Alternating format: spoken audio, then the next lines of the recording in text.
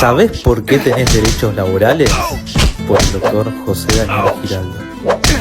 Desde los inicios de la humanidad, en diversas civilizaciones, existió la apropiación del trabajo ajeno, generalmente a prisioneros de guerra. Su forma más brutal fue la esclavitud. La antigua Roma, durante la expansión territorial de la República Temprana y el Alto Imperio, se pudo proveer de ingentes cantidades de esclavos mediante la guerra y conquista a otros pueblos y las racias a pequeñas poblaciones. Para los romanos, los esclavos eran considerados cosas, no tenían ciudadanía ni ningún tipo de protección legal frente al maltrato o abuso por parte de sus amos. Eran destinados a los trabajos más duros y peligrosos y en muchos casos eran tratados como simples objetos descartables. Todo esto generó innumerables rebeliones. La de Espartaco fue una de las primeras grandes insurrecciones de esclavos en la historia.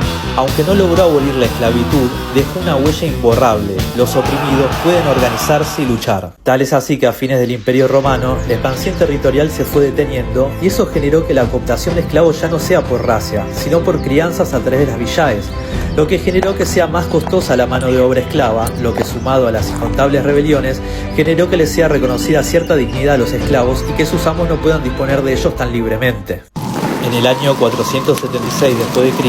cae el Imperio Romano de Occidente, cuando el último emperador, Rómulo Augustulo, fue depuesto por el jefe germano Odoacro, y con él todo su sistema económico, jurídico y social. Luego de la caída del Imperio Romano, el poder se fragmentó en pequeños territorios. Estos quedaron en manos de señores feudales, dueños de la tierra, que se servían de los siervos de la gleba, trabajadores que estaban sujetos al territorio y obligados a rendirles tributo. El siervo de la gleba no era considerado una cosa como los esclavos romanos, sino que eran considerados personas con una libertad condicionada a la tierra que debían trabajar, con ciertos derechos limitados a formar una familia y a la herencia, y a disponer de parte de lo que producían. A fines del siglo XVIII, con la Revolución Industrial, el trabajo comenzó a trasladarse del campo a la ciudad. En este proceso, amplios sectores de la población rural fueron desposeídos de la tierra y de sus instrumentos de producción, lo que los obligó a migrar hacia los centros urbanos para subsistir mediante la venta de su fuerza de trabajo. Estos trabajadores fueron considerados libres no porque gozaran de plena autonomía, sino porque ya no estaban atados jurídicamente a un señor feudal. Su libertad era, en realidad, la liberación forzosa de los medios que les permitían reproducir su existencia, lo que los transforma en trabajadores asalariados dependientes. Los trabajadores modernos no eran considerados cosas, como los esclavos romanos, sino personas libres.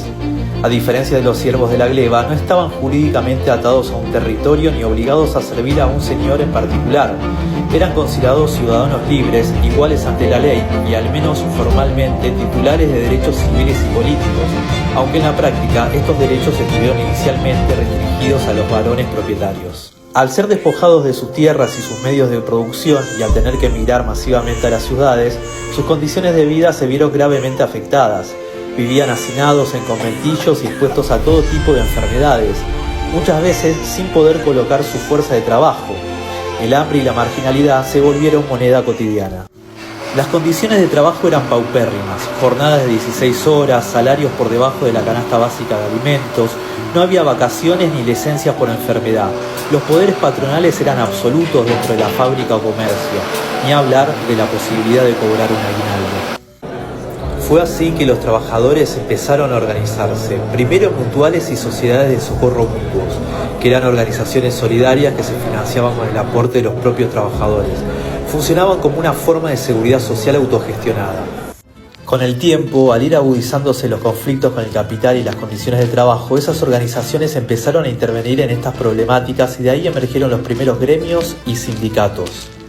¿Sabes por qué hoy tenemos una jornada legal de 8 horas diarias y 48 semanales? Porque los empleadores un día quisieron que los trabajadores de sus fábricas tengan más tiempo para descansar y estar con sus familias. No, en 1886 miles de trabajadores en Estados Unidos comenzaron a exigir la jornada de 8 horas. La represión fue brutal. En Chicago, varios obreros fueron asesinados y 8 líderes sindicales condenados. Fueron conocidos mundialmente por los trabajadores como los mártires de Chicago y fueron un símbolo de la lucha por la jornada de 8 horas. En Argentina, la primera gran manifestación que se llevó adelante reclamando las 8 horas diarias fue el 1 de mayo de 1890. Pero la más recordada por lo trágica y sangrienta fue la llamada Semana Roja de 1909, cuando en el marco del reclamo por las 8 horas, el 1 de mayo, la policía llevó adelante una masacre contra los manifestantes por órdenes del jefe de policía Ramón Falcón. El saldo fue de 11 manifestantes muertos y más de 100 heridos, todos por reclamar pacíficamente la jornada de 8 horas diarias que hoy tenemos. Las organizaciones obreras anarquistas realizaron luego un funeral colectivo para enterrar a los muertos por reclamar las 8 horas. Fue un acto masivo y silencioso que la policía volvió a reprimir dejando nuevos heridos y detenidos. El jefe de policía Ramón Falcón, por orden del presidente Figueroa Alcorta, reprimía cruelmente dejando muertos y heridos en cualquier manifestación pacífica de los trabajadores y trabajadoras. La situación era indignante. Ningún poder del Estado se hacía eco de las reivindicaciones de los trabajadores, ni tampoco sancionaba los excesos de las fuerzas policiales. Todo jugaba en función de los dueños de todo. Es así que muchas veces los trabajadores acudían a la justicia por mano propia o acción por el hecho, como llevó adelante el anarquista Simón Radowisky. En noviembre de 1909 arrojó una bomba contra el carruaje donde se encontraba el jefe de policía Ramón Falcón, acabando instantáneamente con su vida y dejando un mensaje claro: ninguna muerte iba a quedar impune. Radowisky fue capturado, torturado y enviado a la helada cárcel de Ushuaia, pero no terminarían aquí las luchas por conseguir las 8 horas y otras reivindicaciones de las que hoy disfrutamos, y que naturalizamos sin saber toda la lucha y sangre que nuestros antecesores tuvieron que llevar adelante para que nosotros podamos gozar de estos derechos. La Semana Trágica es como se conocen los hechos ocurridos en enero de 1919, tras una brutal represión a trabajadores metalúrgicos en los talleres Bacena, que reclamaban mejoras en sus condiciones de trabajo. La represión dejó un saldo de cientos de muertos. Las estimaciones de la época hablan de 700 muertos, decenas de desaparecidos, entre ellos gran cantidad de niños, miles de heridos y además miles de detenidos. La Patagonia rebelde. Peones rurales y obreros patagónicos se organizan para reclamar mejores condiciones laborales, jornada de 8 horas, pago de horas extras, descanso dominical, la abolición del trabajo a destajo y la reincorporación de los compañeros despedidos por su participación gremial. También demandaban mejoras salariales, un mejoramiento de las raciones de alimentos, un sueldo mínimo mensual y que se reconociera a la Sociedad Obrera de Río Gallegos. El gobierno de Hipólito Yrigoyen respondió enviando al ejército argentino encabezado por el coronel Varela, que en principio se mostró dialoguista, pero luego reprimió las huelgas, fusilando alrededor de 1.500 obreros huelguistas. Luego de esta masacre, el coronel Varela fue asesinado por Kurt Wilkins, un obrero anarquista que no estuvo nunca en el sur, pero llevó adelante estos hechos para reivindicar a los obreros asesinados en la Patagonia. Como ves, desde que existe la apropiación del trabajo ajeno, los trabajadores vienen luchando por sus derechos, desde Espartaco hasta los peones de la Patagonia trágica. Nadie les regaló nada, cada derecho costó sangre y miles de muertos al movimiento obrero.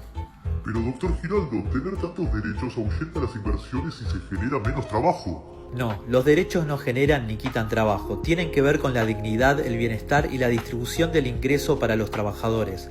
Lo que genera o destruye el trabajo son las políticas económicas que llevan adelante los gobiernos. Por eso, no te dejes engañar. Hacele honor a todos aquellos que dieron su vida para que hoy tengas derechos laborales. No permitas que tu empleador los incumpla. Reclamá por tus derechos. No dejes que ningún gobierno te los quiera flexibilizar. Organizate, defendelos y salí a la calle como hicieron millones de trabajadores para conquistarlos. Compartí y dale like a esta serie de Derecho Laboral Ilustrado del Dr. Giraldo.